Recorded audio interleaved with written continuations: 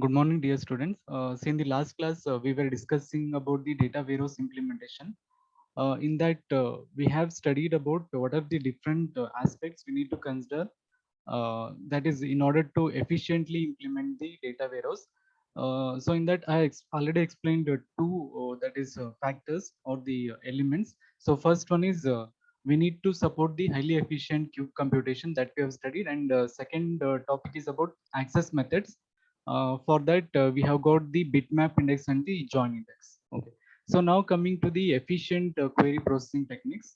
Okay, so see here, third factor is that is efficient query processing. That is how efficiently we can execute the query. Okay, so see here, using the that is materialized cuboids and OLAP index, see we can even speed up the query processing here. Okay, so as we have explained, as I explained in the last class, see that is efficient computation of the cuboids and the that is efficient implementation of the OLAP index in the form of bitmap index and the join index. So with the help of these things, see we can improve the processing of the queries. Okay, and also see we need to consider two more things here whenever we want to efficiently that is process the OLAP queries here. So first thing is we need to define which operations should be performed on the available cuboids. Okay, so see here, already we have computed the cuboids which are required. Okay, and then even we have got the indexing structure also. Now the thing is, say we need to determine on which cuboid we need to perform what kind of operation. See, normally in case of a data warehouse system, any operation that will be performed on a cuboid, see it will be in the form of SQL or the OLAP operation. For example, see if the user has given the operation in the form of selection, projection, and then roll up and drill down.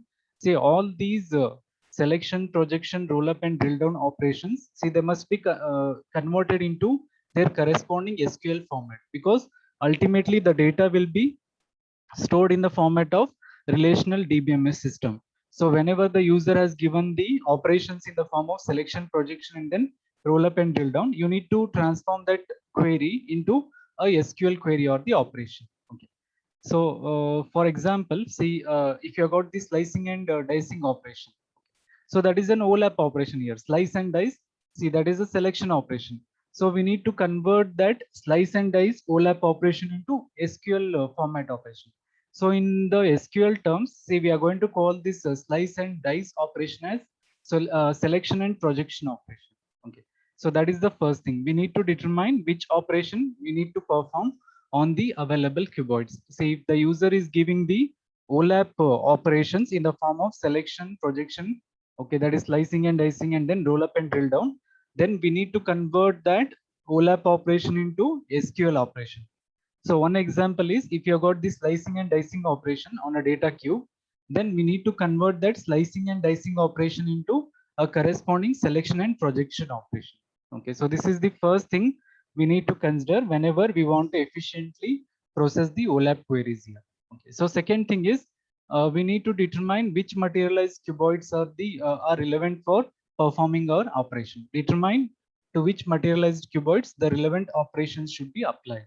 Okay. So now you've got many options here. So many of the available cuboids are present here. So among that, which one you're going to choose for executing your operation? Okay. So for that purpose, see again, we need to take care of something here. So normally, see what we are going to do is, see for example, if you've got 10 cuboids here, see out of 10 cuboids, see all the cuboids are not required for your execution of query. Among that, we need to choose only, or we need to identify only a subset of cuboids which are very relevant here. So for that selection, we will be performing a pruning operation here. Say pruning is nothing but we'll be removing some of the irrelevant cuboids which are not required here, using the knowledge of dominance relationship. Say dominance means that, see which one has got the highest accurate result, which cuboid, see it has got the highest accurate result. So that cuboid we will be choosing using this knowledge of dominance relationship. So we will be identifying the cuboids here, which are required for execution of our operation. Okay, using the that is knowledge of dominance.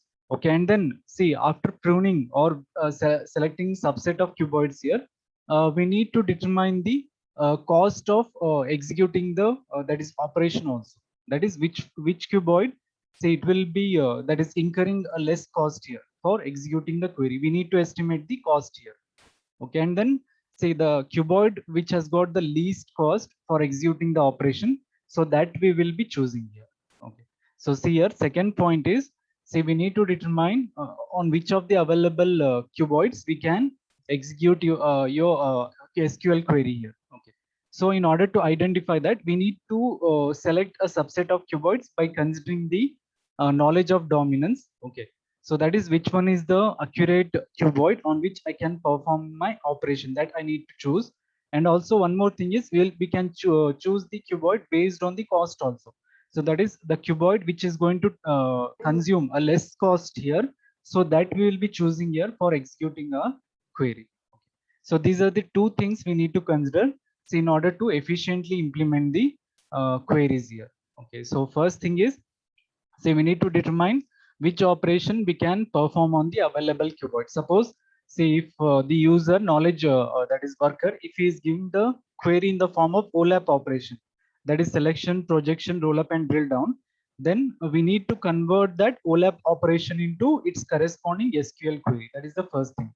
Okay, for example, if the user is giving the slicing and dicing operation on the data cube, then the corresponding that is SQL query is selection and projection. Slicing and dicing is OLAP operation here. See what you're going to call that in SQL terms. So it will be called as selection and projection. So that we'll be doing in the first step. See, second thing is, we need to determine which of the materialized cuboids are relevant for performing our operation. So that is, we need to choose the appropriate cuboid here. So first thing what you're going to do is, you will be identifying the cuboids, okay, by pruning the set here by considering the dominance relationship among the cuboids. Dominance means that which is the accurate cuboid that we will be choosing here. Okay. And then we'll be estimating the cost here. So which cuboid, for example, if you've got 10 cuboids here, out of 10 cuboids, you will be selecting only 5 cuboids here, for example. Okay, so again, among these 5 cuboids, I need to estimate the cost of executing my operation on each of the cuboids here.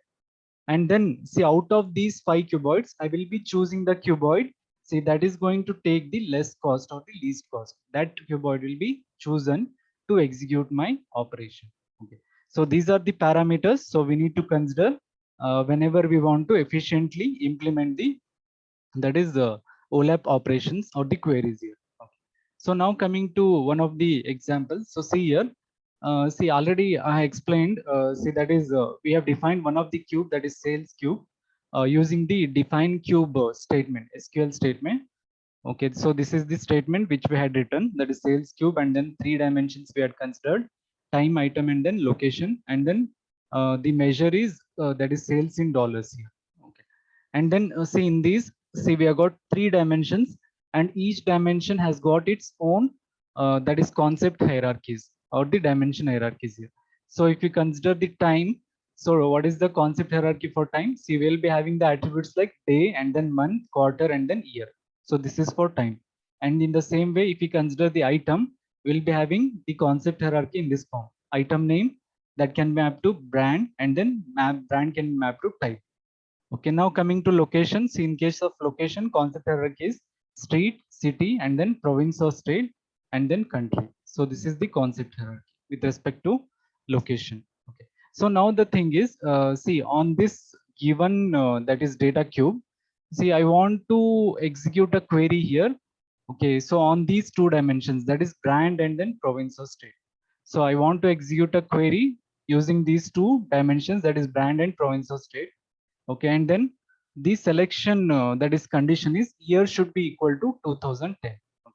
Now see, suppose for example, if you got the 4 cuboids here, cuboid 1, 2, 3, 4, see out of which these 4 cuboids, which one is more suitable for executing this query, that is on brand and then province or state, and the selection operation is year is equal to 2010. That I need to decide now. Okay, so see here we have got a cube here, sales cube.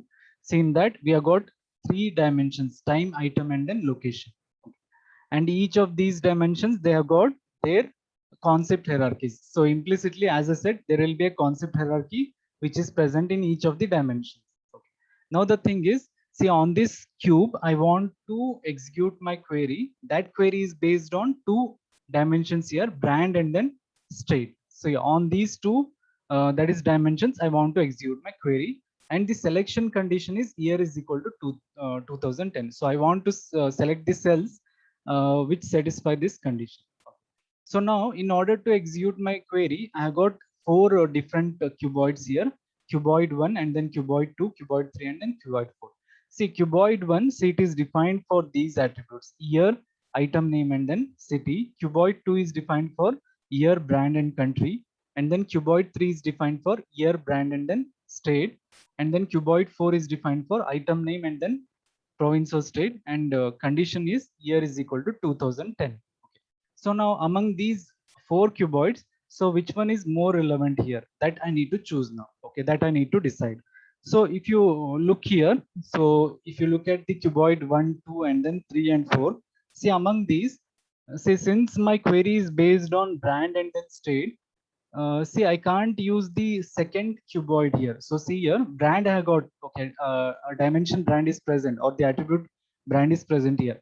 But here, if you look at the next dimension, that is country, but here I got the, that is query on state. See, using country, I can't easily find the state names. It will be very difficult for me because see this cuboid 2 is based on country. It is at the higher level.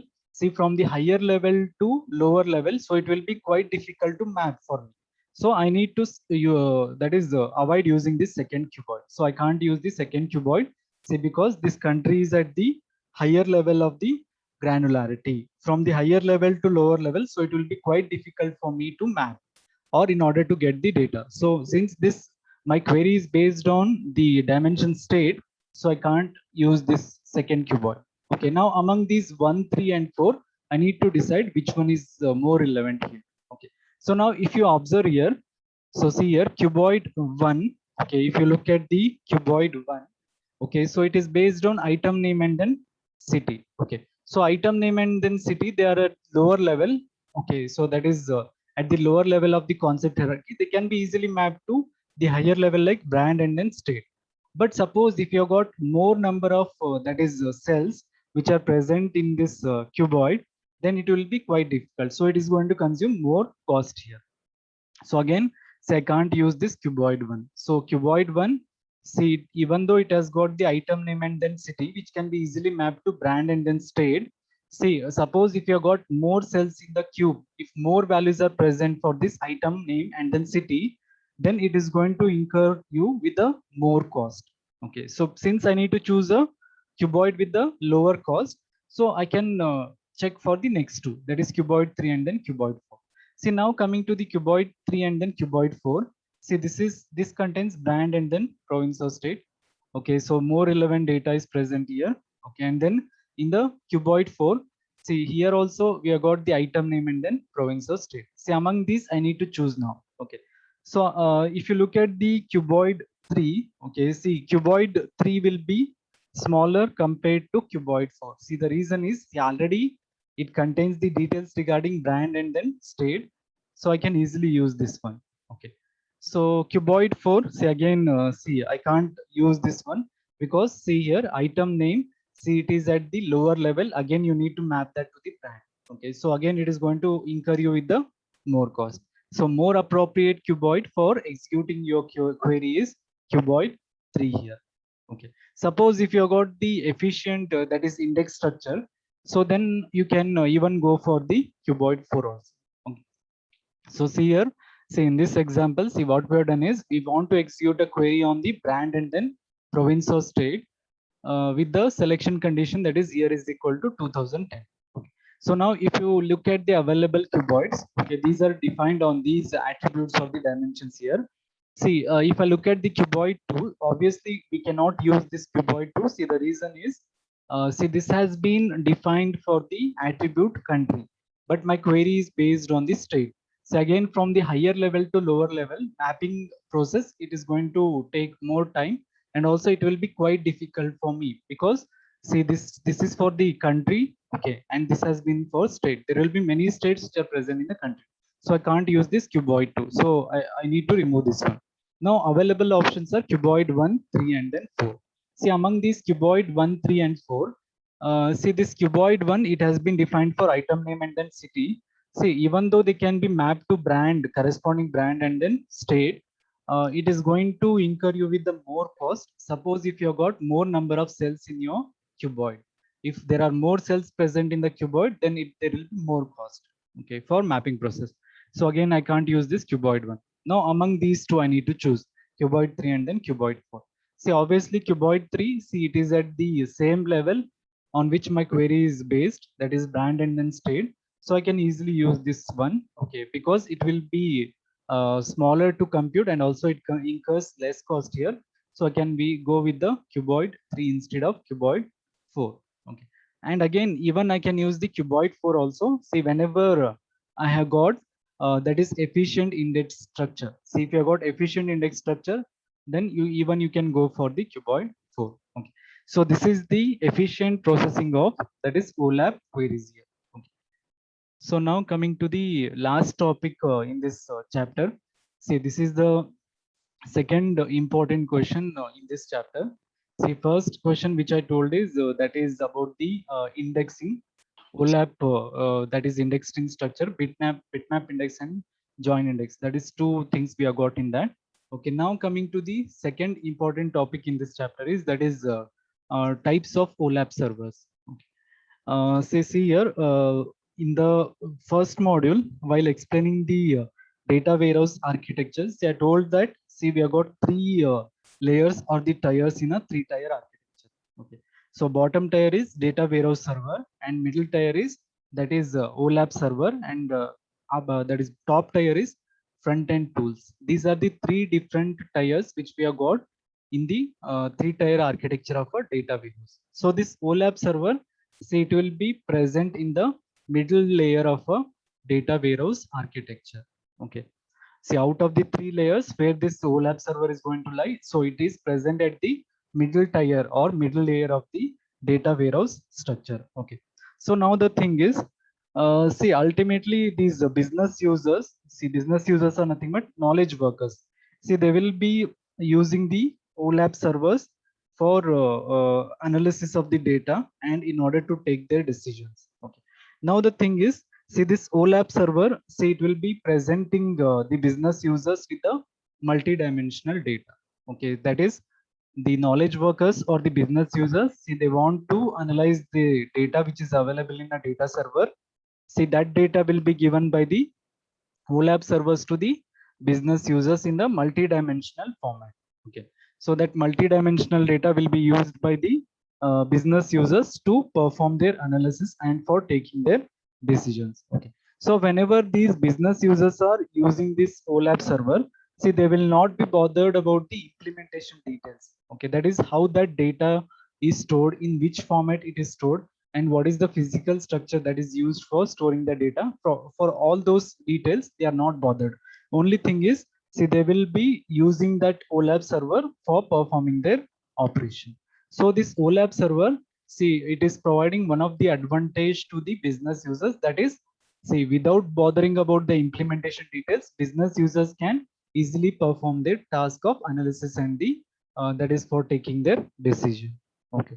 So now the thing is, see, in order to provide the business users with the efficient data, so we need to implement these that is OLAP servers using the physical architecture. Okay, so physical architecture means, so what is the kind of that is database, okay, or technology which we will be using for implementing this OLAP structure. Okay, that is, we need to consider the data storage issues here. How efficiently we can store the data using the physical database structures and the implementation technologies. Okay, so now this implementation of warehouse server, see, it is going to consider four different types of servers here for implementation. Okay, so first one is relational OLAP server, and second one is multi-dimensional OLAP server. See, third one is hybrid OLAP server, and fourth one is specialized SQL servers. See here, this OLAP server, see, what it is going to do is, it will be giving the business users with one of the interface here. Using that interface, business users like knowledge workers, nothing but that is managers, okay, and then analysts. See, these people, they will be using the OLAP server in order to perform their that is analysis task and business that is a decision making task. So now, without bothering about the implementation details, see, all the data is presented by the OLAP server to the business users. So now, if you want to provide the efficient details to the business users, see, we need to consider the implementation details of OLAP servers. That is how efficiently we can implement this OLAP server. That we need to consider by considering the that is data storage issues or and the physical architecture of this OLAP server. So now this physical architecture of the OLAP server, say it is going to consider 4 different types of servers here. So these servers are, say first one is relational OLAP server, and second one is multi-dimensional OLAP server, third one is hybrid OLAP server, and fourth one is specialized OLAP server. Okay. So now if you look at the characteristics of these, so you'll understand, say which one is better, that is based on your requirement. Okay. So first one, relational OLAP server. See this relational OLAP server, see it will be present between the that is relational backend server and the client front end tools. Okay, so at the front end we will be having the front end tools, and the at the bottom tier, see, ultimately data will be stored in a relational backend server. Okay, so in between this client front end tools and the relational backend server, see this relational OLAP server will be present. So it is an intermediary server, so which is present between a relational backend server and the client front end tools. Okay, so now see this how it is going to store the data. See, if you obviously, as the name says here, relational OLAP server, see it is going to use the relational or extended relational DBMS in order to store and manage the data here. Okay, so the storage structure that will be used by relational OLAP server is, so it will be using the RDBMS system, relational DBMS system, to store and manage the that is warehouse data. And also, see, we'll be having OLAP middleware here.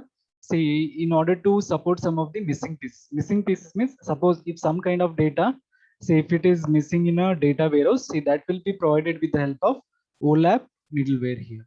Okay. So how it is going to that is efficiently store the data now. Okay, so see this ROLAB server, see it has got some of the features with the help of which it is going to efficiently store and manage the data here. So first one is, say it will be providing the optimization for each of the DBMS backend here. So optimization is, say that is providing the data with the less cost. That is nothing but optimization. So it has got the optimization techniques for the DBMS backend. Okay, and then say implementation of the aggregation navigation logic. Okay, so as I said, see ultimately, see in the cuboid, the data will be present in the aggregated format. So for that we need the implementation logic. So that will be provided by the relational OLAP server. Okay, and then there will be some additional tools and the services. Okay, so see this relational OLAP server. See, it is present as an intermediate server between the relational backend server and the front end, that is client front end tools. See, at the bottom tier, we have got the relational backend server, and at the top tier, we have got the client front end tools. So, in between those two, see, we have got this relational OLAP server here. So, this relational OLAP server, see, it is going to store the data in a form of relational DBMS system. In order to store and manage the data, warehouse data, it will be using relational DBMS system here. And also there will be some OLAP middleware. So that will be supporting this with the help of missing data. And in order to efficiently store the data here, it has got some of the elements like it has got the optimization techniques for the DBMS backend. Okay, and then say implementation of the aggregation navigation logic we have got, and then additional tools and the services. Okay. So now what is the advantage of using this relational OLAP server then? So one of the advantage of relational OLAP server compared to multi-dimensional OLAP server is it is scalable. So you can increase the size or you can decrease the size of relational OLAP server. That is one of the advantage. Okay. So then what is the example for this relational OLAP server? Say DSS server of MicroStrategy. So this is one of the example for relational OLAP server. So try to remember these features. Okay. So advantage is it is scalable. we can increase or decrease the size of this relational OLAP server. Okay, example is DSS server of MicroStrategy. So this is the first OLAP server. Now coming to the second one, multi-dimensional OLAP server. See, in case of relational OLAP server, data will be stored using RDBMS system. But in case of multi-dimensional OLAP server, data will be stored in the form of array-based multi-dimensional storage engines. It will not use the RDBMS system here. It will be storing the data in the form of arrays here. So those arrays are multi-dimensional here. So for that, we have got the storage engine. So data will be stored in the form of array-based multi-dimensional storage engines here. Okay. So this multi-dimensional that is data which is stored here, see it can be directly mapped to the data cube array structures here. Okay. So in case of relational DBMS system, see, since the data will be present in a form of that is RDBMS system, see we need to convert the multi-dimensional queries into relational queries. But here, since the data is already stored in the format of array structures here, see we can easily map this multi-dimensional waves into a data cube array structures, that is the bottom tier data. Okay. Now coming to what is the advantage of using this multi-dimensional OLAP server. See, this multi-dimensional OLAP server, see it is going to allow you with the fast indexing here. So if you got the fast indexing, so you can easily pre-compute the summarized data. That is one of the advantage of using multi-dimensional OLAP servers. So it will be providing you with the fast indexing to pre-compute the summarized data. So summarized data is nothing but consolidated data. So that you can easily pre-compute here using this fast indexing techniques here. Okay. And one more thing is, see this YAML server, so it has got two-level storage representation here based on whether the data is sparse or dense here. Okay. Suppose if the data is denser, okay, so then see that will be identified and stored in the format of array structures. If you got the denser data sets or the data, then that data will be stored using array structures. Suppose if the data is sparse, okay, so sparse data, so it is going to consume a large amount of storage space. So at that time, suppose if the data is sparse, see we will need to use the compression technology here for storing this data. So we have got the storage representation for both the sparse data and the denser data here. Suppose if the data is dense, say since the quantity will be less in a denser data, that can be easily stored in the array structures. Suppose if the data is sparse, then we need to compress that data. So in order to compress the data, we'll be using compression technology here for efficient storage purpose. Okay. So this is about the multi-dimensional OLAP server. So in case of multi-dimensional OLAP server, array-based multi-dimensional storage engines will be used. Okay, and then see this, we can easily map this multi-dimensional view of data to the corresponding data which is stored in a data cube in the array format. Okay, and advantages, see it is going to provide you with the fast indexing to pre-compute the that is summarized data here. That is one of the advantage. And here in this we have got the representation for the denser data and the sparse data. Suppose if the data is denser, then see we can directly store that using the array structure. Suppose if the data is sparse, then we need to compress that data using the compression technology for efficiently storing that data. Okay, now coming to the third one, that is a hybrid OLAP server. See, as the name says here, hybrid OLAP server will be combination of that is relational OLAP server and the multidimensional OLAP server. Okay. So we know that what is the advantage of relational OLAP server? See, that is greater flexibility or the scalability. That is the advantage of the OLAP server. And advantage of using the YAML server is, say, it will be having faster computation. That is using the indexing structure. That is the advantage. So this hybrid server, see, it has got the advantages of both the ROLAP and YAML because it is a combination of both the ROLAP and the YAML. So it has got the both advantages of flexibility, that is scalability, and faster computation. Okay. So here, say in case of hybrid OLAP server, see we can store the that is detailed data using the ROLAP server or the relational database, uh, and the aggregated data, so it will be stored using the YAMLab server. Okay, so as I said, see relational DBMS system, so it will be storing a detailed data. All the details will be present in the relational data, so that we can store using the relational database, and aggregated data, so that will be provided by the YAMLab server. Now, what is the example for this one? See, example is Microsoft SQL Server 2000. See, this is one example for hybrid OLAP server. So, hybrid OLAP server, see, it is a combination of both ROLAP and the YAMLab. Okay, now coming to the last, that is the OLAP server, that is specialized SQL servers. Say, in order to execute that is SQL queries, so we'll be using this one, specialized SQL server. So in order to execute the that is advanced query processing on the, so that is star and the Snowflake schema, so we'll be using this specialized SQL server. So now coming to say one of the example, that is how the data will be stored in the, that is a relational OLAP server. Okay, that is called as a data store here. See, in case of relational OLAP server, okay, so the data will be present in the form of relational tables. See, since it is a relational that is a OLAP server here. See, in case of relational OLAP server, data will be stored in the form of a, that is relational tables here.